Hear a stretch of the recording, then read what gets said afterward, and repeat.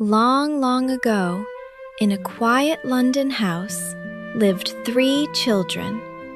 The oldest was a girl named Wendy, who loved to tell stories. One starry night, a wonderful boy flew in through the window. His name was Peter Pan, and he would never grow up. He had lost his shadow, and Wendy sewed it back on for him. Peter was so happy. "Come with me to Neverland," he cried. With a little fairy dust from Tinkerbell, Wendy and her brothers flew out the window. They flew over the moon and stars to a magical island. In Neverland, there were mermaids in lagoons and fairies in the trees. Peter led a band of lost boys who had no mothers, but danger lived there too. The most dangerous was Captain Hook. He was a pirate with a hook for a hand, and he was very, very mean. A crocodile had eaten his other hand, and it still followed him, wanting more. Hook hated Peter Pan most of all. "Pan made me lose my hand to that crocodile," he would roar. He wanted to capture Peter and the lost boys. One day, Hook and his pirates did just that.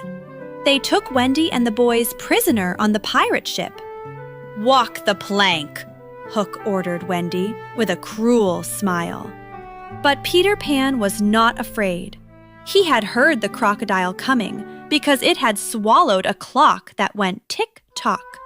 Peter flew onto the ship and fought Hook bravely. "Take that, Hook!" Peter cried. It was a great and noisy fight. In the end, the brave lost boys helped Peter defeat all the pirates.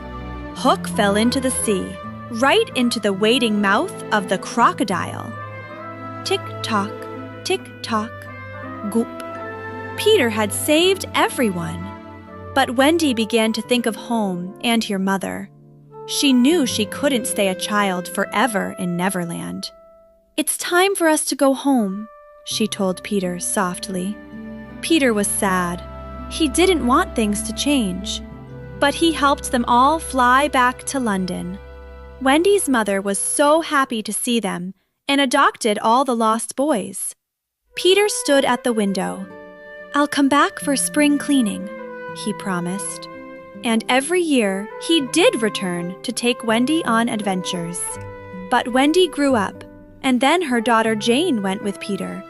And so it went on, for all children grow up, except one. And that one wonderful boy, Peter Pan, forever young and free, still flies through the night sky to find slow new friends for his adventures.